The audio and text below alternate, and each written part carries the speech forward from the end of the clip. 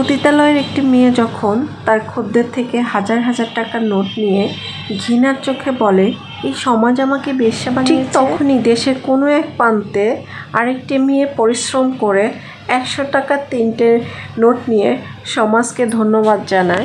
ধন্যবাদ সমাজকে, সমাজ আমাকে কাজ করার সুযোগ করে দিয়েছে। রাতের অন্ধকারে সিগারেটের ধোঁয়া উড়িয়ে বেকার ছেলেটি যখন সমাজকে অভিশাপ দেয়, ঠিক অপর প্রান্তে আরেকজন ছেলে সিগারেট বিক্রি করে তার মায়ের খাবারের ব্যবস্থা করে। তাই প্রশ্নের বিপরীতে আমার জবাব থাকে যে পরিশ্রমই আমাকে বেকারত্ব থেকে মুক্তি দিতে পারে। একমাত্র পরিশ্রম ছাড়া কোনো কিছুতেই সফলতা অর্জন করা সম্ভব না।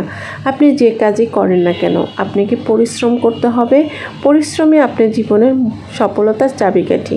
আমরা এই কথাটা ছোটোবেলা থেকে বহুতবার শুনেছি, বহুতবার পড়েছি, তাই না? তাই পরিশ্রম করতে হবে। আপনি যে কাজই করেন না কেন, আপনাকে অবশ্যই পরিশ্রমী হতে হবে।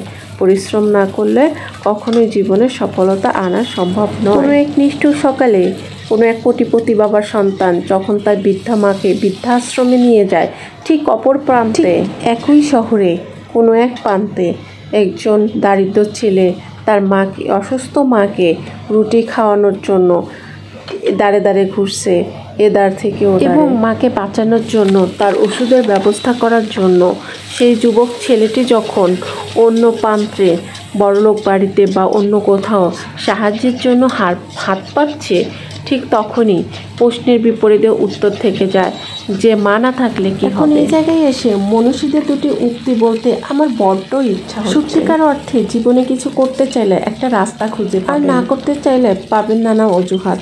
পৃথিবীটা ঠিক এমনই, যেমনভাবে প্রশ্নের বিপরীতে আমার জবাব, পরিশ্রমই আমাকে বেকারত্ব থেকে সুন্দরভাবে বাঁচার জন্য। পৃথিবীতে আসলে রাস্তার অভাব নেই, কিন্তু আমরা রাস্তাটা খুঁজতে চাই না।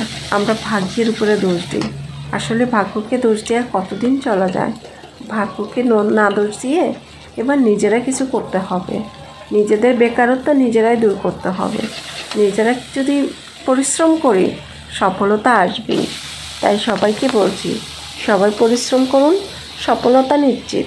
পরিশ্রম ছাড়া জীবনে কেউ কোনোদিনও সফলতা আনতে পারে নাই, এটা একদম 100% সত্যি কথা। পরিশ্রম আপনি করবেন, সফলতা আপনার কাছে এমনি এমনিই আসবে, কিন্তু পরিশ্রম আপনি করবেন না, সফলতা আসবে কিভাবে? তাই সময় মতো সময়কে কাজে লাগান, তাহলেই জীবনে সফলতা আসবে। আর একটু আপনাদের সাথে একটু রান্নাটা শেয়ার করি। আজকে কি রান্না করলাম হচ্ছে কি বললাম, বেগুন কাটলাম, সাথে আলু কাটলাম, কাটে এটাকে সুন্দর সুন্দর করে ধুলাম। ধোয়ার পরে এটাকে মশলাকে হাতে বেটে, আমি সবসময় মশলা হাতেই বাটি, কারণ হচ্ছে আমি যখন রান্না করি তখনই মশলা বেটে রান্না করি। মশলা বেটে আমি কখনো ডিপে রাখি না, কারণ আপনি যখন মশলাটা বেটে ডিপে রাখবেন তখন কিন্তু হচ্ছে ওই মশলাটা না আর ভালো লাগে না। তার জন্য আমি যখন রান্না করি তখনই মশলা বেটে নিই।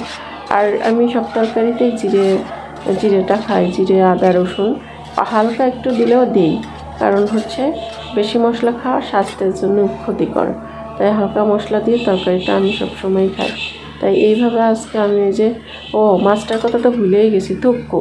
মাছটা হচ্ছে ভেজে নিয়েছি, এটা হলো পাঙাশ মাছ। মাঝে মধ্যে পাঙাশ মাছ খেতে ভালোই লাগে, তাই মাঝে মধ্যে আমি পাঙাশ মাছ নিয়ে আসাই। পাঙাশ মাছটা আমার খুবই প্রিয়। এখন দেখি বলা লাগে না, এখন একাই নিয়ে আসে। বুঝলাম না ঘটনা গরিব হয়ে গেছি নাকি পাঙাশ মাছ নিয়ে আসতেছে।